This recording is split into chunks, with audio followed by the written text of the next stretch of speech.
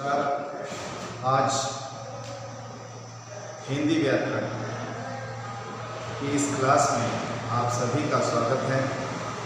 मैं नरेंद्र सिंह आज आपको क्लास 9 का पहला व्याकरण का चैप्टर उपसर्ग और प्रत्यय के संबंध में बताने जा रहा हूँ।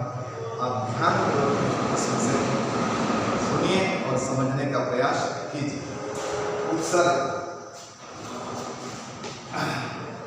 उपसर्ग किसे कहते हैं? उपसर्ग का पहला अर्थ क्या है आगे बता रहे हैं। उपसर्ग का मतलब होता है निर्माण का, किसी भी चीज की नई रचना करना उपसर्ग कहता है। उपसर्ग किसे कहते हैं? ऐसे शब्दांश या जो शब्दांश किसी मूल शब्द के आरंभ में लगकर उसके अर्थ में परिवर्तन या विशेषता ला देते हैं, वे उपसर्ग कहलाते हैं। ऐसे शब्दांश या जो शब्दांश किसी मूल शब्द आरंभ में लगकर उसके अर्थ में परिवर्तन या विशेषता ला देते हैं, उपसर्ग कहलाते हैं। जैसे उपहार, एक शब्द है उपहार, ये एक शब्द है, ये उप प्लस हार से बना है। यहां पर हार जो है वो मूल शब्द है। हार शब्द को मूल शब्द कहते हैं। मूल शब्द का अर्थ है जिसमें कोई परिवर्तन नहीं हो सकता, वो मूल शब्द है। और ये उप जो है वो उपसर्ग है। उपसर्ग इसलिए है क्योंकि ये हार शब्द के पहले लगा है और इस शब्द के लगने से शब्द के अर्थ में परिवर्तन हो गया है, अतः यह एक उपसर्ग का उदाहरण है। तो जो शब्दांश किसी शब्द के आरंभ में लगते हैं और लगकर उसके अर्थ में परिवर्तन कर देते हैं या उसके नई विशेषता ले आते हैं, वो उपसर्ग कहलाते हैं। उपसर्ग की विशेषताएं। उपसर्ग हमेशा किसी शब्द के आरंभ में लगते हैं और उपसर्ग के लगने से शब्द के अर्थ में परिवर्तन आ जाता है। उपसर्ग का प्रयोग स्वतंत्र रूप से नहीं होता है। ये है उपसर्ग की विशेषता है। अब हम आपको बता रहे हैं या उपसर्ग की प्रकार।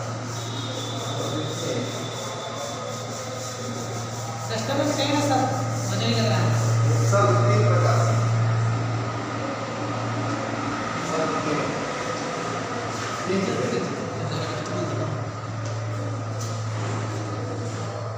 पहला तत्सम उपसर्ग, दूसरा तत्प्रभाव उपसर्ग, तीसरा आगत उपसर्ग।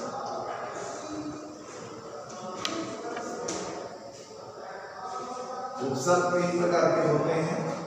पहला तत्सम उपसर्ग, यानी संस्कृत भाषा के उपसर्ग।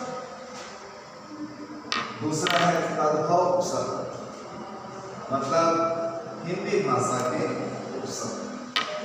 और तीसरा है आगत उपसर्ग, मतलब अरबी, उर्दू, अंग्रेजी भाषा के उपसर्ग। इस प्रकार ये 3 प्रकार के उपसर्ग हैं। अब हम इन तीनों प्रकारों का उपसर्ग से जो नए शब्द बनते हैं उसके बारे में बताएंगे आपको। प्रत्येक का हम 5-5 उदाहरण आपको बताने जा रहे हैं। ध्यान से सुनिए। सबसे पहला है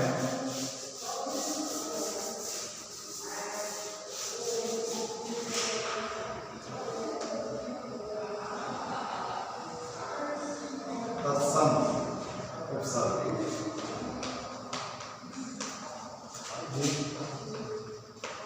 संस्कृत के उपसर्ग, ये संस्कृत से उपसर्ग है। इनकी संख्या 22, हिंदी साहित्य में इनकी संख्या 22 है। सबसे पहले हम अब उपसर्ग से कौन कौन से नए शब्द बनते हैं उसको बता रहे हैं। अब का मतलब होता है और इससे नए शब्द बनते हैं अपयश,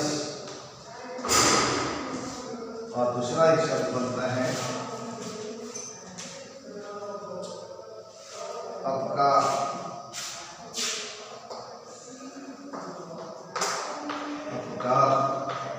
अपहरण,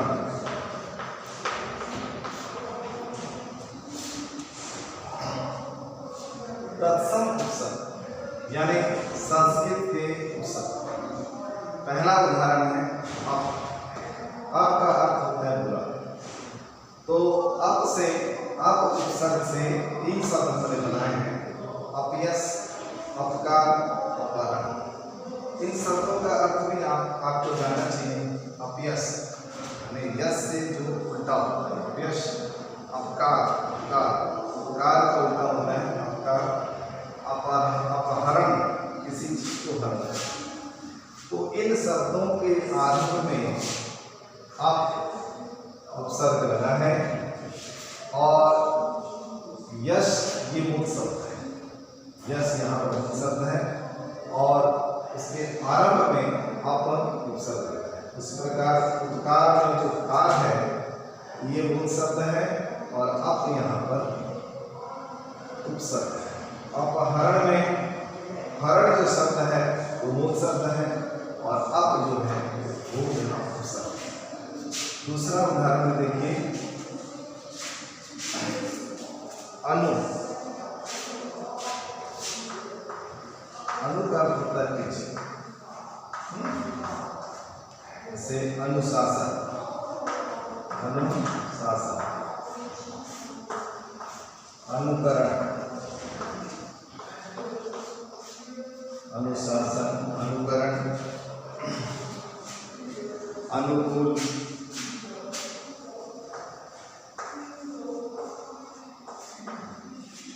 उपसर्ग का दूसरा उदाहरण अनु शब्द से है। अनु का अर्थ होता है पीछे, इससे नया शब्द बना है अनुशासन।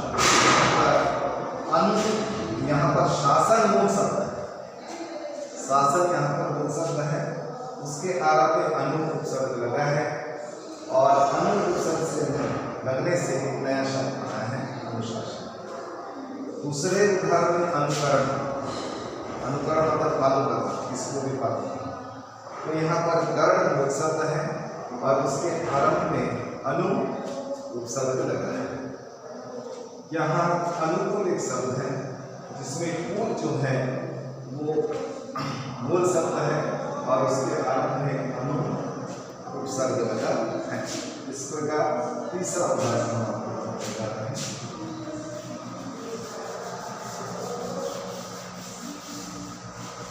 तीसरा नंबर का उदाहरण देने का प्रयास कीजिए।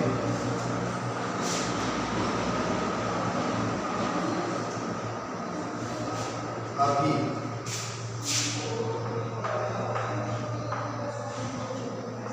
अभी शब्द का अर्थ समझने की कोशिश करते हैं। अभी का यहाँ पर क्या अर्थ होता है? अभिमान, अभिमान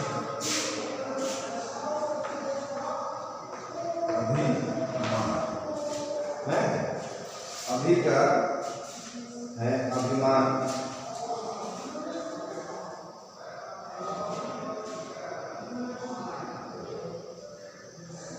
अभिशाप,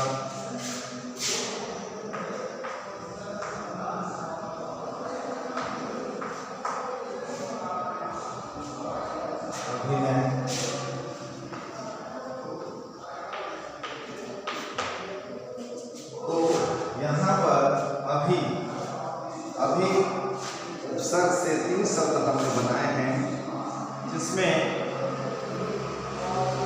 3 शब्द हैं अभिमान, अभिशाप, अभिनय।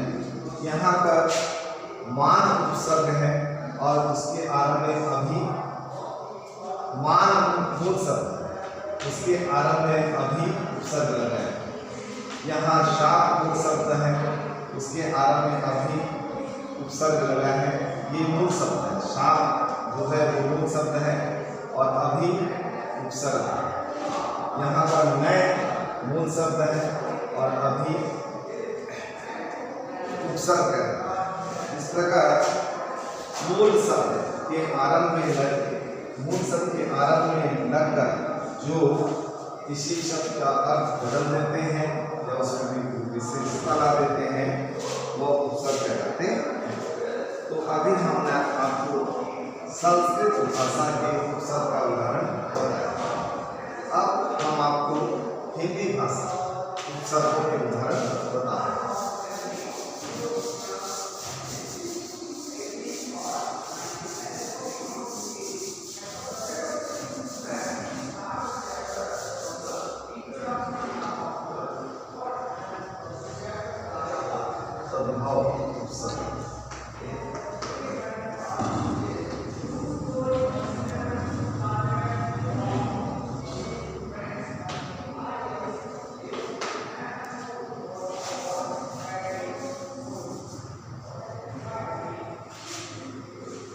तो तद्भव उपसर्ग के उदाहरणों में देखिए हम क्या बता रहे हैं आपको। इन्हें हिंदी का उपसर्ग है, जैसे यहाँ पर एक पद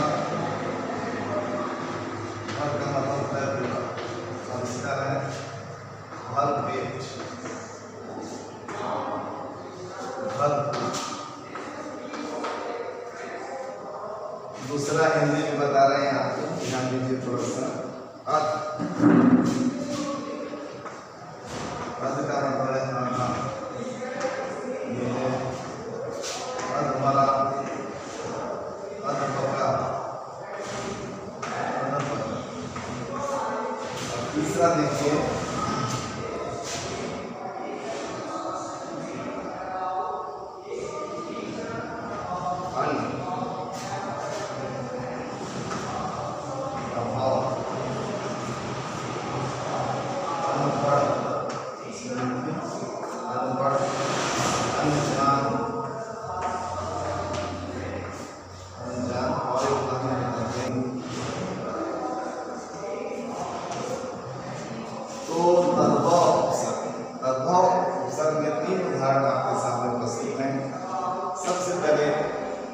तद्भव का मतलब होता है हिंदी के उपसर्ग। हिंदी में बहुत सारे उपसर्ग हैं, जिसमें से प्रधानतः ये हम उदाहरण के रूप में आपको बता रहे हैं। पहला है भर। भर उपसर्ग है, इसका मतलब होता है, इसका अर्थ है पूरा। इससे भर उपसर्ग को लेकर एक नया शब्द बना है भरपेट।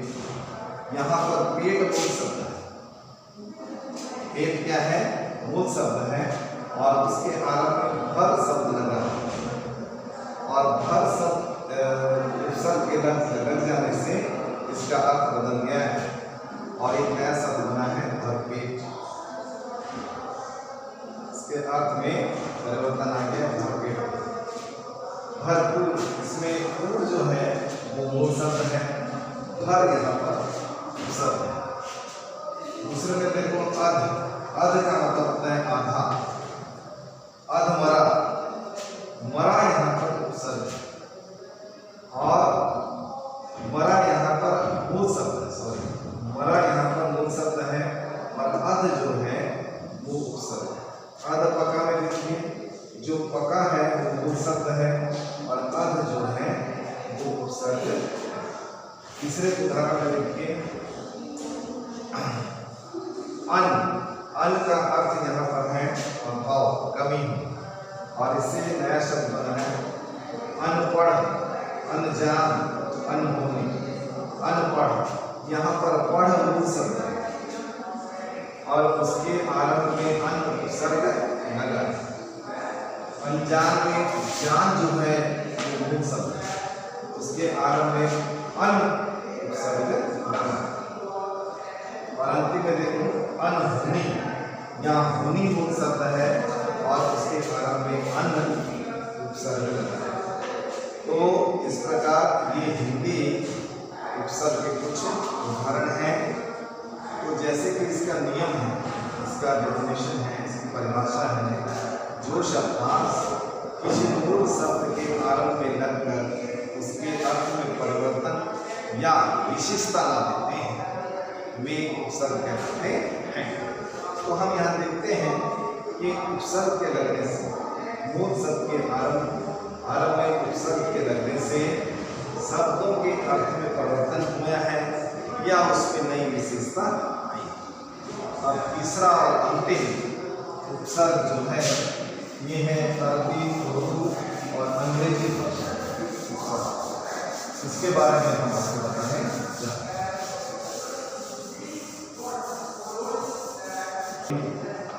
उर्दू और अंग्रेजी में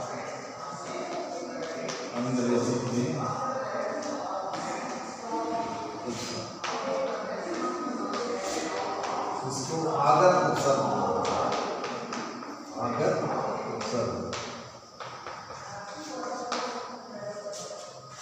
अरबी, उर्दू और अंग्रेजी के उपसर्ग। देखो, हिंदी एक विशाल भाषा है और हिंदी में बहुत सारी भाषाओं के शब्द आ गए और उनका प्रयोग उसी रूप में हो रहा है या कुछ परिवर्तन के साथ उनका रूप में। बहुत सारी भाषाओं के शब्द हिंदी में स्वीकार कर लिए गए हैं, इसलिए हिंदी एक खिचड़ी भाषा बन गई।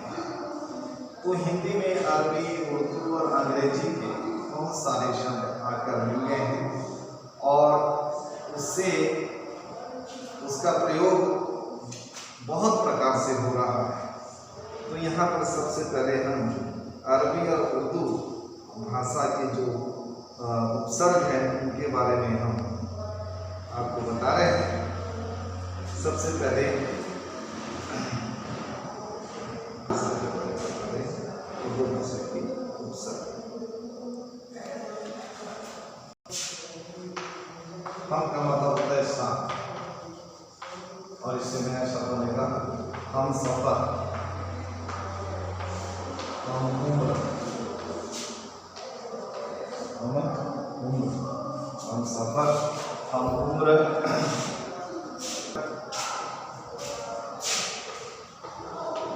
हम शक।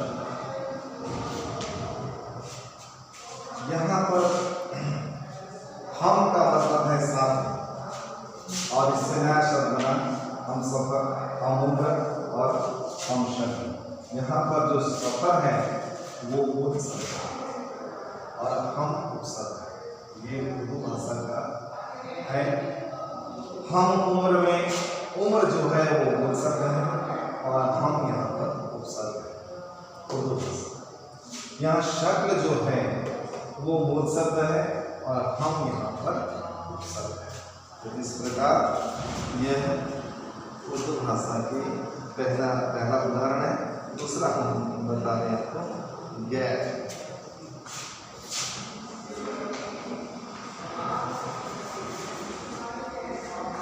अरबी और उर्दू भाषा में गैर शब्द का क्या मीनिंग होता है इसको बता रहे हैं। भिन्न,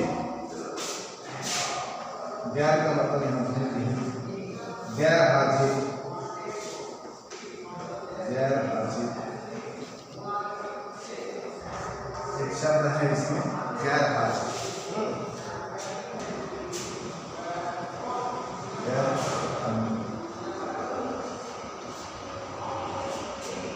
तो गैर हाजिर, इसमें हाजिर मूल शब्द है और गैर यहाँ पर उपसर्ग है। इसी प्रकार गैर कानूनी में जो गैर कानूनी जो है वो मूल शब्द है और गैर यहाँ पर उपसर्ग है। तो इस शब्द का अर्थ है गैर हाजिर मतलब आपसे जो उपस्थित ना हो, अनुपस्थित।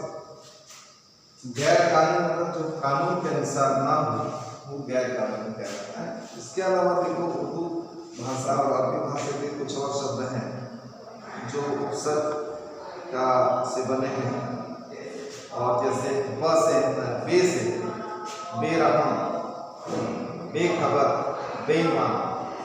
बद से, बद का मतलब होता है बुरा, बद से बना है बदनाम, बदतमीज, बदचलन। और खुश, खुश मतलब होता है अच्छा, खुशकिस्मत, खुशनसीब। ला से ला का मतलब होता है बिना, और इससे शब्द बना है लापरवाह, लाजवाब, लावारिश। तो ये है कुछ अरबी और उर्दू भाषा के। अब अंत में हम आपको अंग्रेजी भाषा के पुस्तक के बारे में बताते हैं।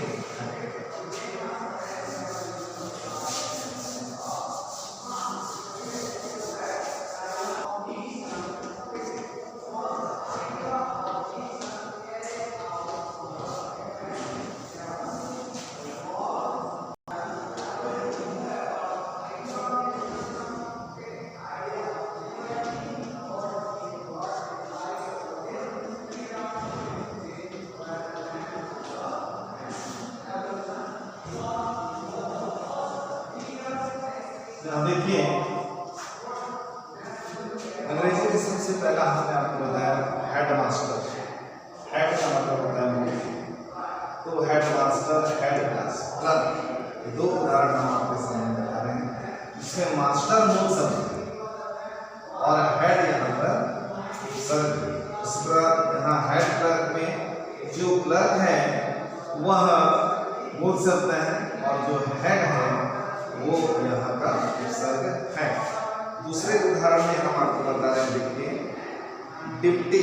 डिप्टी का मतलब होता है उप, जैसे deputy secretary, deputy chairman, deputy prime minister, deputy chief minister आदि।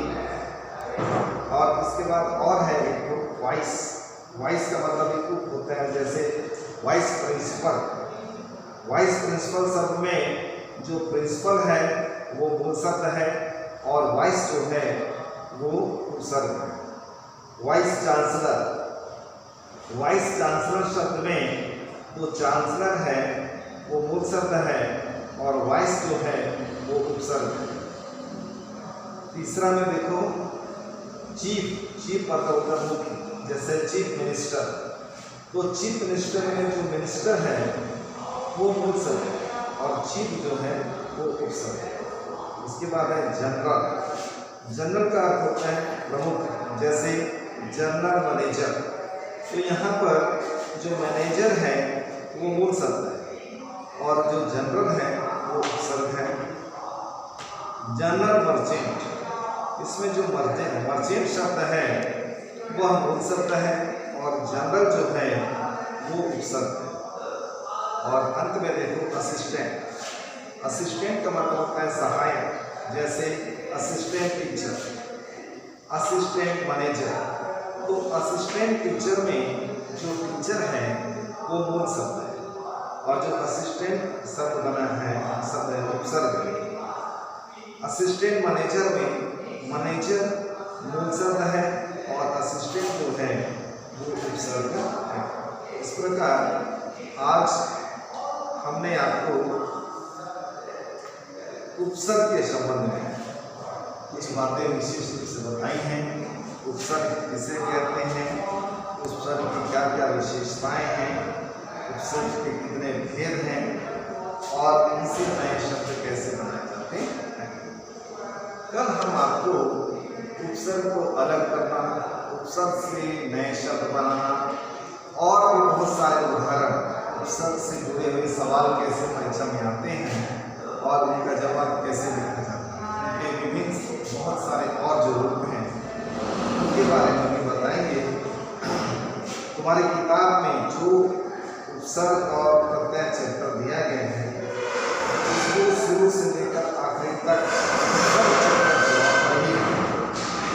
इसमें उपसर्ग है, उपसर्गों का अर्थ है और उपसर्गों से बने हुए नए नए शब्द हैं।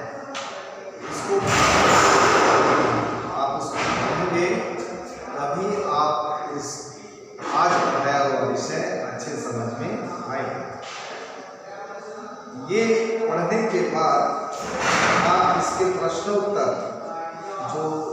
पीछे दिए गए हैं पेज नंबर 63 में। उन प्रश्नों उत्तर को हल करने का कोशिश करो। जो आपसे हल हो सकते हैं ठीक है, जो नहीं हल हो सकेंगे उसको हम क्लास में बताएंगे। इन प्रश्नों को आप पहले पढ़िए क्या प्रश्न है और उसको समझने का प्रयास कीजिए और उसके बाद उसको बनाने की कोशिश कीजिए, क्योंकि बहुत सारे प्रश्न के उत्तर इस पुस्तक में दिए गए जो खोजने पर आपको मिल जाएंगे। इसलिए आप इन प्रश्नों के उत्तर खोज कर लिखें और जो नहीं बनेगा उसको हम बताएंगे। तो उपसर्ग चैप्टर के बाद इस लेसन का दूसरा चैप्टर है प्रत्यय। प्रत्यय का अर्थ होता है बाद में लगने वाला। जो शब्द बाद में लगते हैं वो प्रत्यय कहलाते हैं। और प्रत्यय किसे कहते हैं, प्रत्यय का क्या अर्थ है, प्रत्यय कितने प्रकार के हैं, इस सब की चर्चा हम दूसरे क्लास में हम आपको बताएंगे। अभी हम आपको थोड़ा सा परिचय ही बता देने के बाद इस क्लास को भी हम प्रोग्राम देंगे। तो उपसर्ग और प्रत्यय, उपसर्ग के बारे में हमने आपको बताया, अब प्रत्यय के बारे में बता रहे हैं। प्रत्यय यानी बाद में लगने वाला। जो शब्दांश किसी शब्द के अंत में लगता है उसके अर्थ को बदल देते हैं या उसमें नई विशेषता ला देते हैं, वो प्रत्यय कहते हैं। और प्रत्यय की विशेषता ये है कि प्रत्यय शब्द के अंत में लगता है और अंत में लेकर नए शब्द का निर्माण करते हैं या शब्द के अर्थ में परिवर्तन कर देते हैं। और प्रत्यय के मुख्य रूप से दो भेद हैं, तद्धित प्रत्यय और कृत और विस्तार यहाँ पर दिए गए हैं। तो तद्धित प्रत्यय और कृत प्रत्यय की चर्चा हम आपको आगे क्लास में करेंगे। उपसर्ग और प्रत्यय में कुछ समानता भी है, कुछ असमानता भी है, उसको भी आप किताब से पढ़ेंगे। वहाँ की किताब में अलग से अच्छा से दिया हुआ है, तो उसको पढ़कर समझा जा सकता है। नहीं समझ में आने से हमसे पूछेगा। तो फिलहाल हम आज इतना ही आपको पढ़ा रहे हैं और कल हम आपको उपसर्ग के प्रश्नोत्तर जो परीक्षा में आप आते हैं वो कैसे उनको हल किया जाता है, किस प्रकार के प्रश्न आएंगे वो उसकी चर्चा करेंगे और प्रत्यय के संबंध में आपको बताएंगे। ओके, धन्यवाद। ओके।